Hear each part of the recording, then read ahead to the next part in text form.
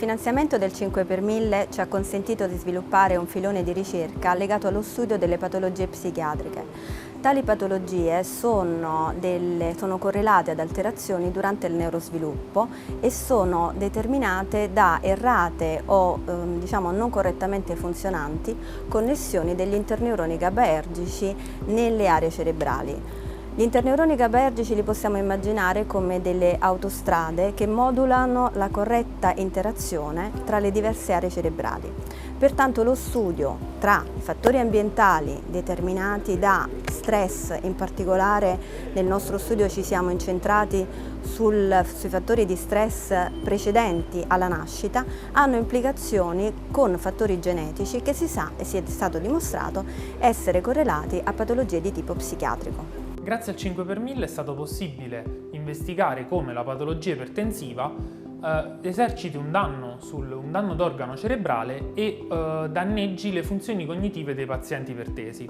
Il nostro progetto ha previsto una prima sezione traslazionale nella quale, utilizzando i modelli sperimentali del piccolo animale, abbiamo investigato come la modulazione del sistema immunitario esercitata dalla patologia ipertensiva riesce a modificare il danno d'organo cerebrale aggravandolo o preservando l'animale dal danno stesso. E in seguito abbiamo effettuato uno studio clinico in pazienti ipertesi nel quale è stato possibile caratterizzare l'immunità di questi nostri pazienti e correlare l'attività del sistema immunitario al danno cerebrale in questi pazienti misurato e caratterizzato tramite risonanza magnetica avanzata.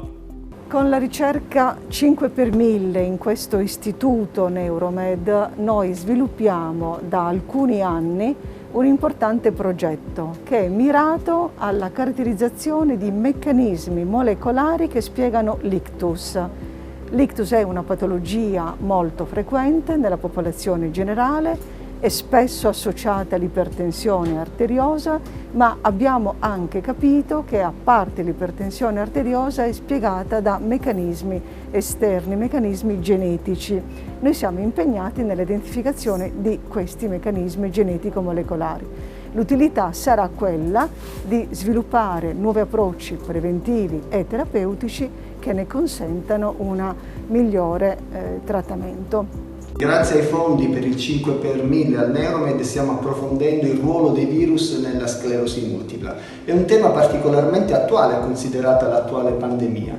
Grazie alla nostra ricerca abbiamo per esempio messo in evidenza quale può essere il ruolo non solo del virus di Epstein-Barr, inizialmente coinvolto nello sviluppo della malattia, ma anche di Covid-19.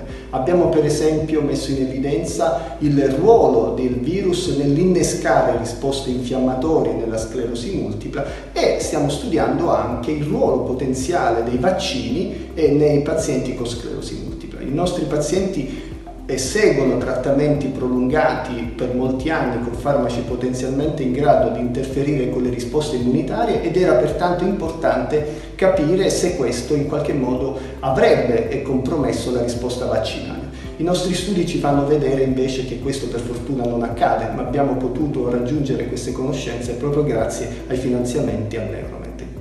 L'ictus cerebrale sta diventando un problema sempre più importante a causa dell'invecchiamento della società. Grazie ai fondi del 5 per 1000 donati a Neuromed stiamo studiando quei biomarcatori presenti nel sangue che possono predire l'incidenza di questa patologia e aiutarci così a personalizzare delle strategie di prevenzione. L'utilizzazione dei fondi di ricerca destinati al 5 per 1000 viene utilizzata da questo istituto proprio in questo periodo per esplorare i meccanismi ignoti con cui le crisi epilettiche possono produrre danno all'interno del nostro cervello, del sistema nervoso.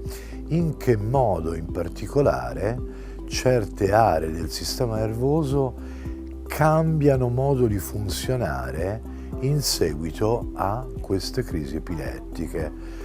Non vi escludo che potrebbe essere anche un miglioramento, cioè l'epilessia non necessariamente porta solo dei danni ed è proprio la conoscenza, la scienza che ci fa capire che ciò che è malattia forse talvolta non lo è in maniera così negativa, perché è una differenza che può portare anche a degli effetti che in qualche modo migliorano la condizione di salute dell'individuo.